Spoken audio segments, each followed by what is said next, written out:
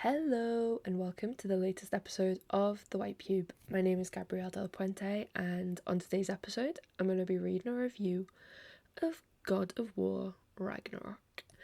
It's a game that came out in November of 2022 and it was made by Santa Monica Studios and published by Sony Interactive Entertainment. It's available to play on PlayStation 4 and 5, but people I know that have played it on PS4 have reported hearing their PlayStation sound like it's gonna take off. So I would just recommend people play it on PlayStation 5 if that is a possibility. There are spoilers all the way through this, so if you've not played this and you're planning on it, just wait. Do not listen to literally any part of this review and just come back when you're done and then we can all talk about it. Okay, let's go. Do you hate knowing what is going to happen at the end of a story? Of course you do. But at the end of this review, I'm going to conclude that I enjoyed God of War Ragnarok, but I would have enjoyed it more if it had managed to surprise me. I hate that I'm saying that. I hope that nothing I ever write becomes so popular that people around the world are very ready to guess at what I'm going to say before I've even said it. And I guess I hate that I'm saying that as well. God of War is a series of games about a demigod named Kratos. He's the tragic hero in various stories that blend mythologies. The games feature Kelpies, elves, Valkyries, Thor, Medusa, Pandora's box. The tragedy in Kratos' character was forged many games ago, back in 2005, when, and I quote, "In the service of a cruel god, I was tricked into destroying a village, not knowing my own wife and child were there until their blood stained my hands. I swore revenge. I can't imagine. I paid back their blood 1,000 times and burned Olympus to the ground. Yet, the guilt remained." Kratos was left with an arguably sympathetic brand of rage. In the most recent games, he's full of PTSD and paranoia, triggered by him having a second family. He now has a son, Atreus, who he's terrified he will not be able to protect from the world and from himself. Kratos is so convinced of this fact, he treats Atreus like a burden and avoids making any sort of connection with him. He calls Atreus boy, only boy, and keeps him at arm's length. In the 2018 title, the game begins with the death of Atreus' mother, Faye. She asks the two of them to spread her ashes at the highest point in all the 9 realms, which takes Kratos and Atreus on a long adventure. There are blocks in the road along the way that the player must overcome, but it is altogether quite a focused journey from snowy forests and up into the sky, ending in the realm of the giants, Jotunheim. In travelling together, Kratos overcomes at least some of his familial terror, and he softens ever so slightly into a dad. And it's great. Emotional, solid, and portentous. Before the pair let Faye blow away in this golden wind up high, they walk through an abandoned temple together and find it full of murals.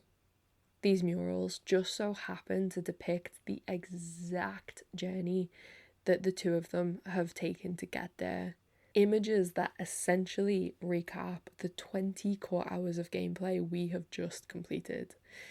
It's all there in old paintings on the walls, and the characters are stunned. That just happened. Wait. They knew everything that was going to happen. The dragon in the mountain, the stone mason, all these drawings. This is our story. Kratos and Atreus are in shock. I was in shock with them. Fate exists. Whoever painted these murals knew exactly what was gonna happen. And in a game full of magic and runes, this felt like the most important magic trick of them all.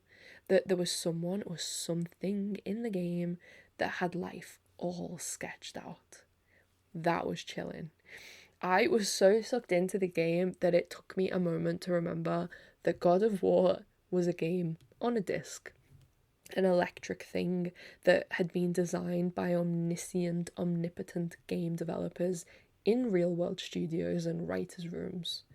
That there was someone or something outside of the game that had life all sketched out before it was transfixed into the form of a game to entertain us. No, I was away with the fairies, thinking about how all those roadblocks were destined roadblocks, and I was comforted in the fact that I was walking the path that Sony Santa Monica studio had set out for me, and I'd really enjoyed the walk so far. So I gasped when I watched Atreus disappear around a corner and Kratos uncover a final section of the mural that his son had missed. It showed Kratos dead in Atreus' arms. I was bereft. When the next game came out, I would have to ready myself for the funeral. This tragic hero who has worked hard to regain like a drop of his humanity had been condemned just when it felt like things were changing for him. Maybe Atreus would spread his father's ashes somewhere. Maybe it would be back here in Jotunheim where he could rest in the wind with Faye. I didn't know what was going to happen, but I dreaded it in this like quietly excited way. Death is entertaining, it would be the end of an era, and I wondered how the writer gods would give the Ghost of Sparta a fitting end to his lifetime of drama. But in the years waiting for the sequel, I realised that there would be no point in them making a game that followed those exact rules. If fate was fate and that was that, then the game was already written. Like, if Kratos was actually gonna die, there would be no challenge for the player to overcome, nothing for them to be motivated by. Tragic heroes die, but they'd made such an effort in 2018 to begin shredding that part of him by showing he still has a heart.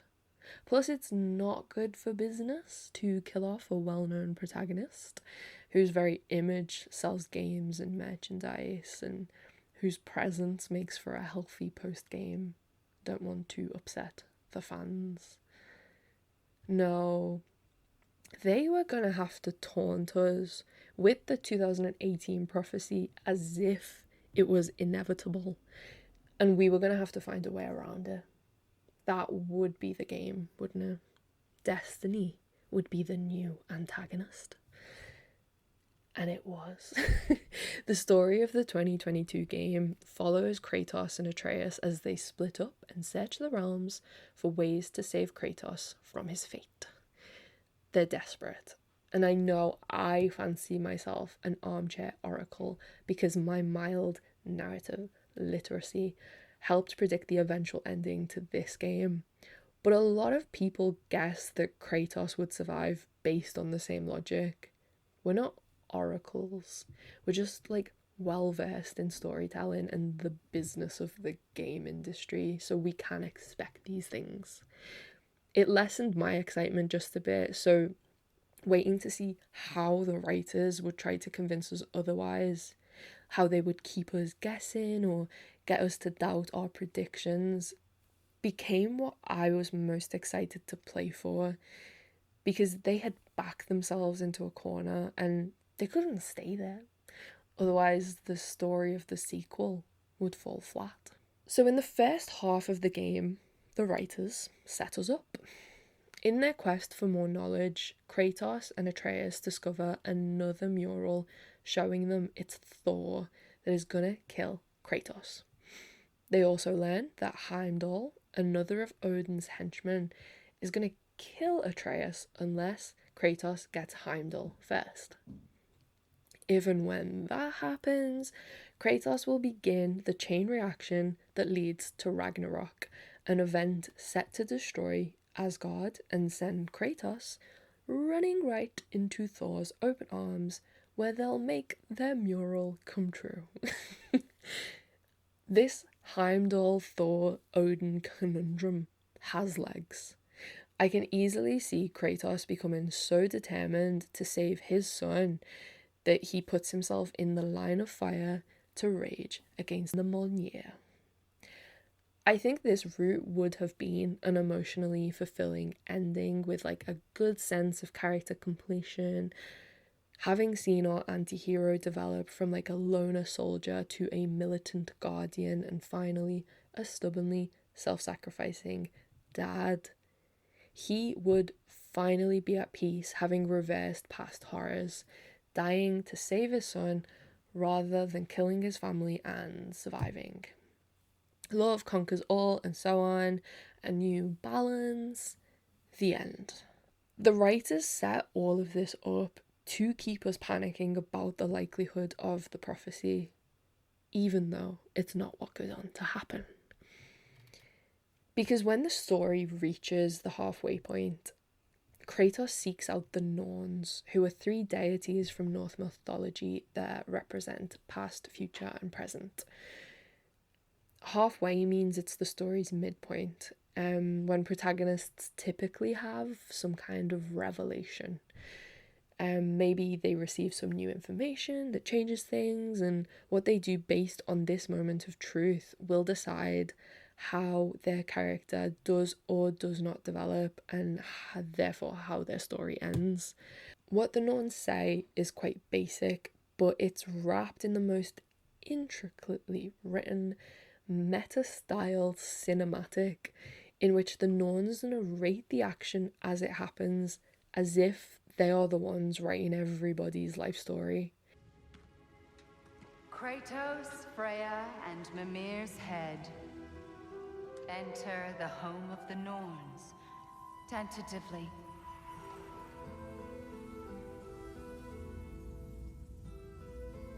They have finally reached their destination. Kratos speaks first. I seek my son. And Kratos speaks. They know what he is going to say, so they mimic him, putting on a show of power. No, you seek what all who search for us seek, to know the ending to your story. And they sound almost bored with the request. You come to us, piteous archetypes, seeking freedom from your scripts, as if knowing your lines would grant you the power to rewrite them. They assure him he is going to die, but then deliver the midpoint revelation. There is no grand design, no script, only the choices you make. That your choices are so predictable, merely make us seem prescient. And then they make sure to deliver a gut punch in some incredibly self-aware writing in the line, he still slays gods, but now he's sad about it. The self-awareness comes in because there are plenty of players who resent Kratos' character development and wish the game series went back to its old carnage ways. But in saying this, it reminds Kratos and the audience that killing gods is his whole thing. That even if he thinks there's a good reason for it, and even if he feels a little bit of remorse afterwards, ultimately it doesn't change his behaviour because he still slays gods. And this is what the midpoint teaches, that fate doesn't actually exist in this game. People always make the same choices, so it simply appears that fate exists because our behaviour is so predictable. I mention the midpoint partly to praise what I now see as like one of my favourite scenes ever in a video game. I played before the game was released, so I recorded it and watched it back many times before it was available to just like click on YouTube. And then I watched it like over and over again on YouTube. But it's like the game's world has been turned inside out, and the writers have like popped up onto the screen to deliver the bad news in the same breath as the good news. There are two timelines in which Kratos does or doesn't listen to the Norns and can or can't fight fate. They are so closely linked that this new truth raises the stakes and feels completely winnable at the same time, because the Norns say so and they are clearly so powerful. It provides perfect, albeit brief, tension in a game that was lacking in that department. Because I also mentioned the Norns to confirm my own prophecy. This is how the writers climbed out of that corner they'd written themselves into. All Kratos needs to do is change his behaviour, and then we can beat the mural, save him, save the world, win the game, and that's what happens. It happens beautifully and thoughtfully, but that's the rest of the game decided. And it's even more clear from that midpoint onwards. That's why the tension is so brief. Kratos accepts responsibility for his prior 7 games worth of behaviour and understands that if he carries on in the same way, terrible things are going to happen. The writers give us one more sting in the crisis point when it is revealed that one of the characters in the main party was actually a shapeshifted Odin this whole time, which means the big baddie is now fully aware of Kratos' sabbatical researching fate. So it's going to be even harder to beat him, or a little harder anyway. Kratos gets a little angry. Kratos becomes a little like his old self, rallying the troops and doing a little speech like a real god of war. He still seems like quite with it. I don't know. Ragnarok begins, all the realms bleed into one another, and like I can see what they were trying to do. Baiting our protagonist, riling him up so that we think he is going to get himself killed. The prophecy, the audience screams. But what should have been a fast, tight clench in order to convince us of the crisisness of the crisis and the increasing danger for Kratos was completely slowed down by these waves of fighting on our way to the siege. Long, slow, switching back and forth between dad and son. Gameplay like really got in the way of the story there for a moment, in a way God of War is usually better at balancing. Like I remember checking my phone at one point and then locking it and feeling like ashamed or annoyed or bored. There was something in the pacing of this act that lost me when like I least wanted to be lost and most wanted to be gripped, because it was nearly the end. Dad and lad realise the fight is hurting civilians on the outside of the Asgardian wall. Midgardian refugees have been put in their way for that reason, and there's an important scene that shows Kratos like finally subverting the Norn's belief that he cannot and would not change. I think for this next part to really land, Kratos should have gone madder before it. You know, like really gone to the edge like he did when he punched Heimdall's head in. That kind of moment would have played better here, I think, so that his big change was more active feeling and more like him being wrenched away from the edge. But that's just me. The big change happens when Atreus is upset about the Midgardians getting hurt, and he tells himself, "No. Close your heart to it. Close your heart." It's a reference to 2018 when Atreus makes his first kill and begins to cry, and his father says,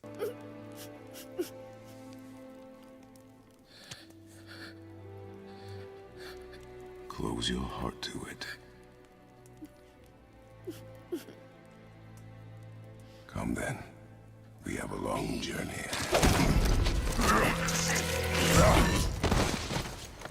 just some really good parenting. Back outside the wall, Atreus tells his father that It's war. Wars are won. by those who are willing to sacrifice everything. Quoting Kratos back to himself. But in seeing that his son is becoming more and more like him, who he has been, past tense, a psychopathic soldier who only cares about winning, we enter the turning point. Kratos becomes emotional and says, Son, listen closely. You feel their pain because that is who you are. And you must never sacrifice that. Never. Not for anyone.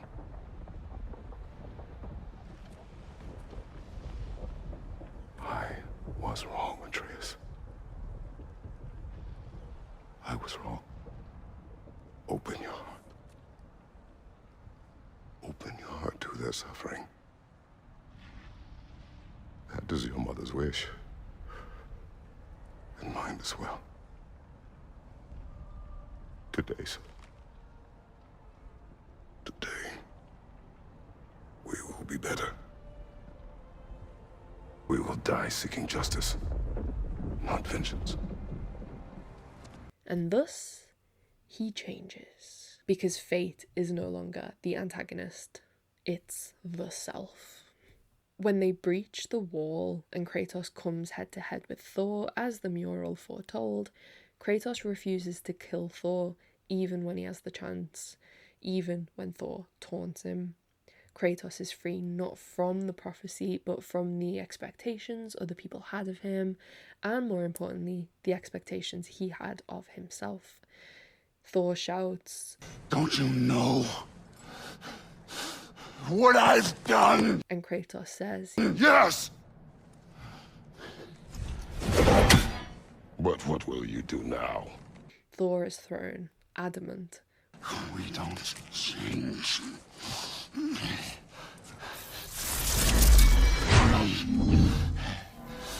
Destroy us! But Kratos is done. No more. No more. For the sake of our children, we must be better. And it's almost cheesy. I mean, like, it is cheesy, but this is also the moment in playing when I knew he really, really, really wasn't gonna die, and I felt strangely disappointed. And I guess that my disappointment has been implied up until this point, but I need to decipher it, because why exactly did I want Kratos to die? I like playing him. I like his acts. I enjoy watching Christopher Judge perform in the game's 7 hours of cinematics. Put simply, I wanted him to die because I wanted to be wrong so that I could be surprised. My favourite stories are full of surprises, and Ragnarok has its own, but it just so happens that all of the surprises in the game are nothing to do with Kratos. And if the world is moving on without him, like, it feels all the more reason to politely kill him off. What I would give to be in the room with the Santa Monica team while they worked all of this out. I imagine everyone arranged like the conspiracy meme, pointing at stapled images on a murder wall, 1,000 post-its describing what happens when and to whom and why. The problem solving truly fascinates me. But if I got a clean lesson in character development from 2018, what I got from 2022 was a warning to never make something so successful that you have to write its sequel. Overall, I enjoyed the game. Sindri's gritted performance deserves an Oscar. The character design was tight. Odin's smarm deserves an Oscar. Combat was way more rewarding this time around. Angrboda's lightness deserves an Oscar. And the music constantly activated that secret part in my chest that instantly gets me to cry. But in an effort to convince us otherwise, to keep us guessing and doubting and staying open to that core, motivating prophecy drama.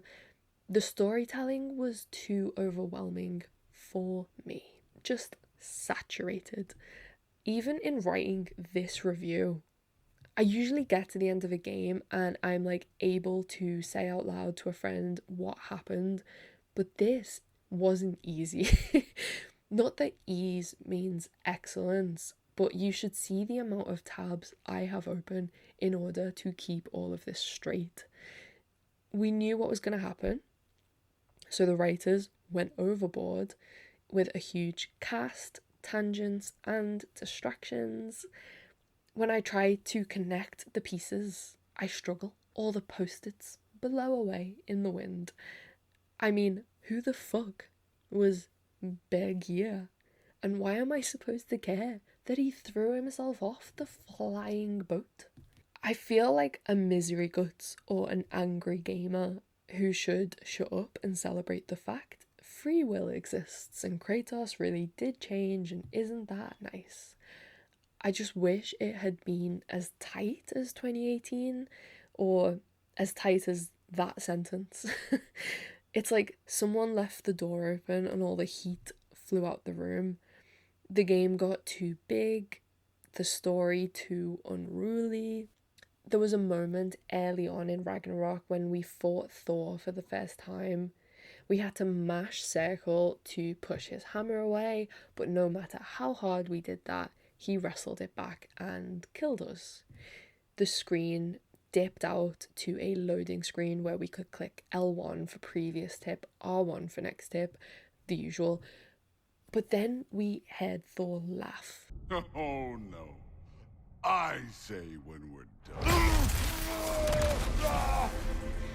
We see this electrified hammer to Kratos' chest and watch him defibrillate us back to life and back into the fight. The fake out is a perfect example of story and gameplay in unison to express the feeling that we don't have control of our fate at the beginning. I just wish there had been like a second moment like this at the end of the game that could have given us the opposite effect. Although I'm not sure what that could have looked like. And I don't think they would have ever gone the route of alternative endings, however suitable that is for a game about volition. I am now going to conclude that I enjoyed God of War Ragnarok, but I would have enjoyed it more if it had managed to surprise me. I didn't have it as spoiled as some people. Like, there are videos on YouTube of people who predicted much more than I did, including the Tyr reveal based purely on his place in mythology in relation to the other characters. The game was a great, overwhelming rush, and when I think back to my time playing it, I feel the memory as though I was being chased down by a wild animal or a whole herd of them.